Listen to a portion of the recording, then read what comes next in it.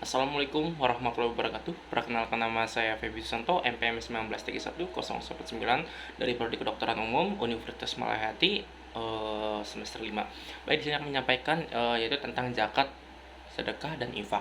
Nah, untuk tentang zakat sendiri, itu zakat merupakan salah satu rukun Islam dan menjadi salah satu unsur pokok bagi tiang syarat Islam ya. Oleh sebab itu, hukum menunaikan zakat adalah wajib. Nah, bagi setiap muslim dan muslimah yang telah memenuhi syarat-syarat tertentu. Nah, meninggalkan dari kewajiban zakat berarti itu meninggalkan salah satu rukun Islam. Nah, itu akan dosa besar ya bagi mereka yang meninggalkannya. Nah, bila rukun Islam seperti membaca syahadat, sholat, puasa, haji memiliki hubungan langsung dengan Allah Subhanahu wa taala. Nah, untuk arti zakat sendiri itu menurut bahasa kata zakat itu berarti bertumbuh, nah atau berkembang, subur atau bertambah. Nah, dalam Al-Qur'an dan hadis disebutkan Allah memusnahkan riba dan menyuburkan sedekah. Itu adalah menurut surat Al-Baqarah ayat 276. Nah, ambillah zakat dari sebagian harta mereka. Dengan zakat itu kamu akan membersihkan dan mensucikan mereka-mereka. Nah, menurut surat At-Taubah ayat 103 ya. Nah, sedekah tidak akan mengurangi harta, menurut Haji Rimzi. Nah, menurut istilah dalam kitab Al-Ahwi atau Al-Mawardi, nah mendefinisikan zakat dengan nama pengambilan tertentu dari harta yang tertentu menurut sifat-sifat tertentu dan untuk diberikan kepada golongan tertentu. Nah, untuk hukum zakat sendiri, zakat merupakan salah satu rukun Islam dan menjadi salah satu unsur pokok tiang penegakan syarat Islam. Nah, oleh sebab itu hukum menunaikan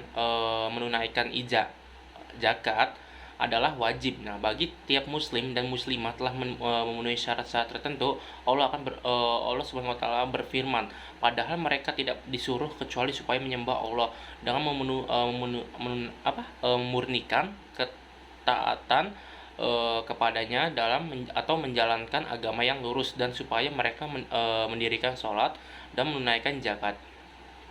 Nah, selanjutnya ada wajib mengeluarkan zakat. Nah, untuk wajib mengeluarkan zakat sendiri, itu zakat adalah fardu ain atau bagi setiap muslim atau bagi laki-laki dan perempuan, bahkan anak-anak dan orang gila pun sekalipun memiliki kewajiban yang sama bila hartanya sudah memenuhi syarat yang telah ditetapkan.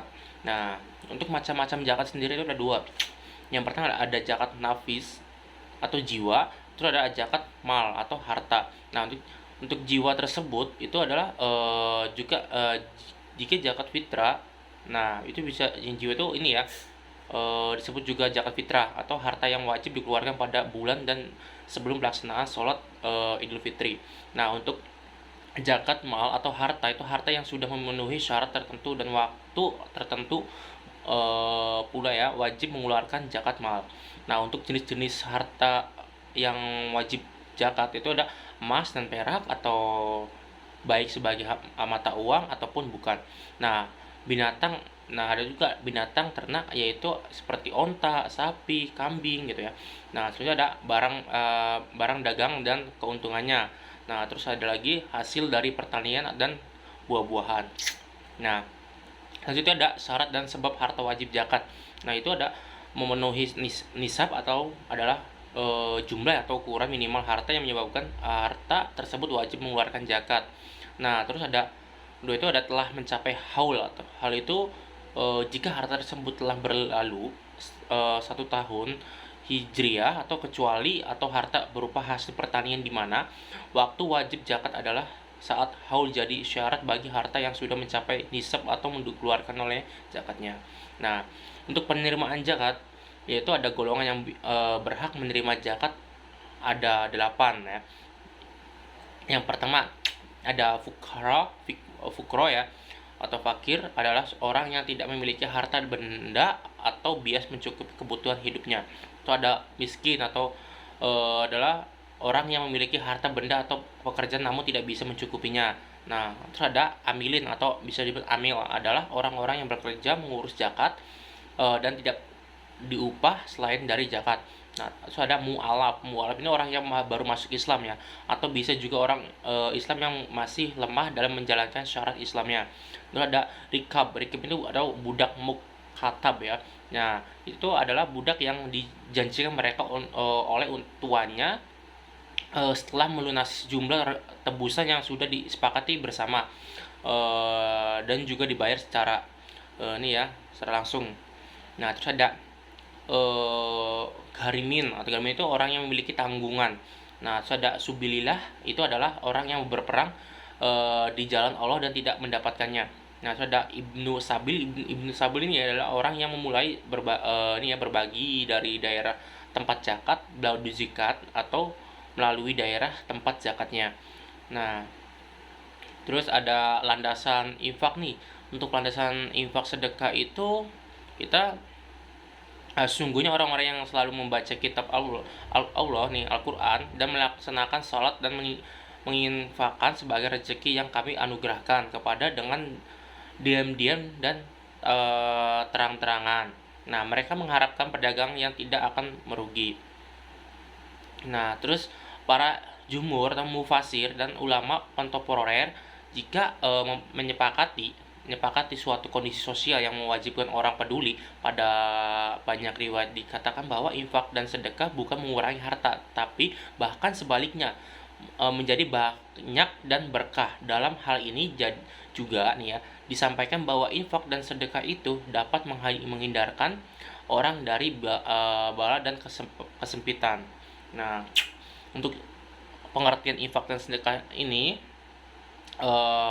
itu ada infak berarti mengeluarkan sebagian harta untuk kepentingan yang diperintah ajaran Islam. Jika zakat ada nisabnya, infak dan mengenal nisab atau infak dikeluarkan oleh setiap orang yang berfirman baik dalam keadaan yang maupun dalam keadaan sempit. Nah, infak boleh diberikan kepada siapapun, misalnya untuk kedua orang tua, anak yatim, dan sebagainya. Nah, sedangkan sedekah ini jika tertinjau dari segi terminologinya, syariat, pengertian sedekah nama dengan infak termasuk itu termasuk juga ketentuan dan hukumnya.